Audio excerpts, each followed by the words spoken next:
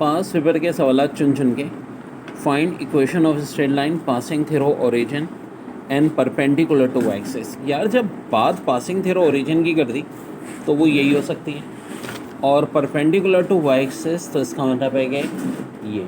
ठीक है मेरे भाई, तो ये तो एक ही आंसर हो सकता है आपका x इक्वल टू 0। फिर find equation of circle whose centre is at 2,0 and radius 3 unit. Centre 2,0 यानी x minus h square plus y minus k square equal to r square. इससे सॉल्व करेंगे h2 हो जाएगा, r3 हो जाएगा। Final answer ये question आएगी बच्चों। फिर कह रहे हैं equation of ellipse relate to its centre at origin and foci are 2। Foci यानी C जिसे A मल्टीप्लाई बाई ई भी कहते हैं, और ये A अपॉन ई होता है। ठीक है, चाहें तो इसको डायरेक्ट भी कर सकते हैं। 2 को 1/2 से मल्टीप्लाई करेंगे तो A स्क्वायर 4 आ जाएगा। A स्क्वायर 4 है, C 2 है, तो इसकी मदद से B स्क्वायर निकलेगा और वो आ जाएगा 12। ठीक है, तो ये हमारी इक्वेशन। अब चूँकि एलिप्स है तो पॉजिटिव होगा, ये आंसर होगा ऑप्शन ए। फिर कह रहे हैं mid point of perpendicular from the focus to the director is called dash vertex of the parabola. Answer option A. फिर पॉइंट डिवाइडिंग a,2, तो भाई ये पॉइंट रेशो फार्मूले से हो जाएगा, आंसर हो जाएगा 3,0। फिर equation of tangent to the hyperbola at, तो देखो इक्वेशन ऑफ एलिप्स की ये शॉर्ट ट्रैक है, टेंजेंट की ये है। x1 y1 तो ये हो गए हमारे 4 और -3।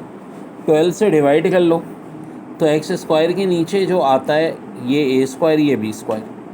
a स्क्वायर b स्क्वायर और x1 y1 की वैल्यू यहाँ पुट करना, तो आंसर ये वाला ऑप्शन आ जाएगा। Find equation of normal to the ellipse 3x square plus y square equal to 57 at point 2,3।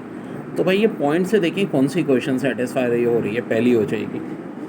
फिर length of arc cut off a circle of radius 6 centimetre by a central angle of,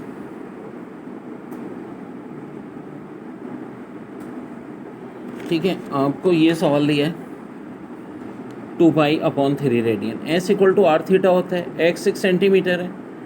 अब यहाँ 2π से 6 से 3 कटेगा, 2π into 2 4π, जो कि 12.56 होगा।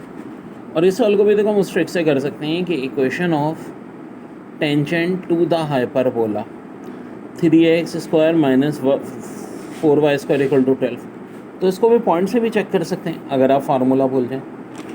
x या 4y या -3, तो ये 1 वाले सेटिस्फाई करेगा। ठीक है जी, और ये देखो डेफिनेशनें तो ये सारी आती हैं।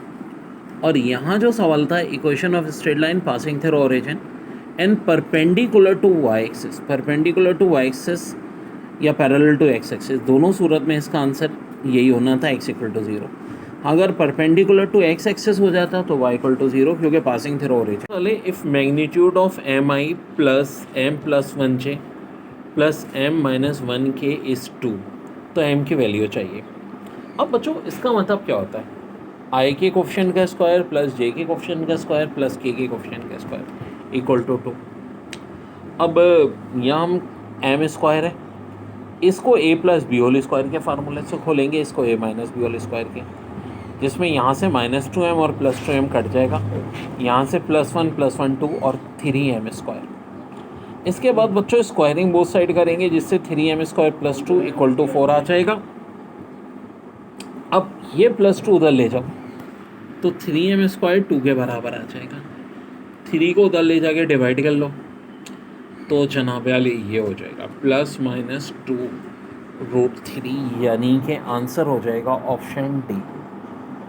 बहुत ही ख़तरनाक सवाल था। देखो असल मेन कॉन्सेप्ट यहाँ हमने लगाया, जो ये कैंसिल हो गया ना -2m + 2m, इसने क्वेश्चन को आसान कर दिया।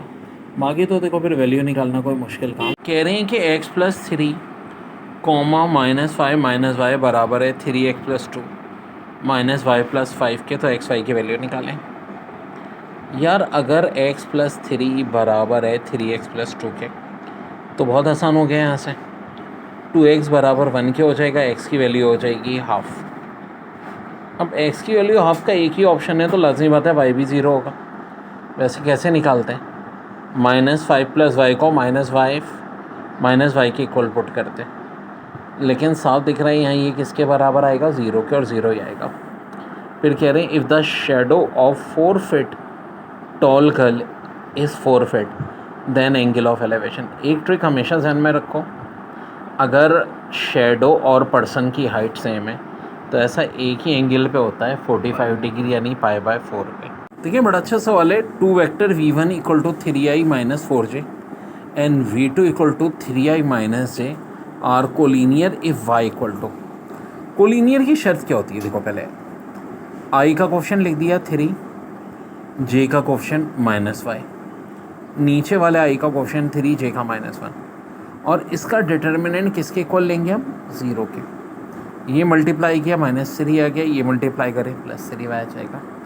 3y 3 के बराबर होगा तो बच्चों y किसके बराबर आ जाएगा? 1 के आ जाएगा। तो इसका मतलब है वेक्टर कोलिनियर के लिए यहाँ शर्त क्या है? y किसके बराबर होगा बेटा? 1 के बराबर होगा। कह रहे हैं shopkeeper sold a fan at 10% profit. Had he sold the fan at 20% profit he would have gain 50 more the cost price. बेटा सीधी साधी ट्रिक लगाओ, दोनों प्रॉफिट हैं, 20 भी और 10 भी। जब दोनों प्रॉफिट हो ना तो उनका डिफरेंस ले लें। क्या ले लें? डिफरेंस। मोर कितना है? 50। 50 को 10 से डिवाइड करके 100 से मल्टीप्लाई करते हैं, 0 कटा, आंसर 500। यूनिवर्सल सेट है 11, 12, 13, 14, 15, सी है 14, 15। कह रहे हैं सी का कॉम्प्लीमेंट्री, तो भाई 14, 15 के अलावा यूनिवर्सल में जो बचे यानी 11, 12, 13, यही हमारा आंसर हो गया बच्चों। फिर बड़ा अच्छा सवाल है कि tank 30/20/10 is half filled water, how much water? तो भाई पहले तो वॉल्यूम निकाल लो, 30 × 20 × 10 का, जो कि 6000 आ जाएगा। अब चूँकि हाफ फिल्ड है वाटर, 6000 का हाफ ले लो। 6000 का हाफ कितना होता है? 3000 cm3, यही आंसर।